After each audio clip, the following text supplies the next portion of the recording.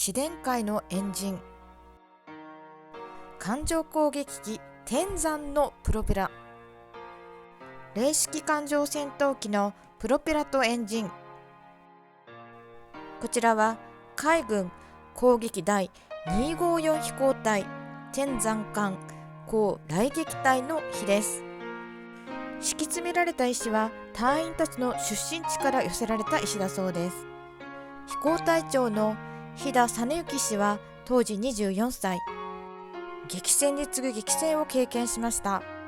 戦後も生き抜き93歳の長寿を全うされています。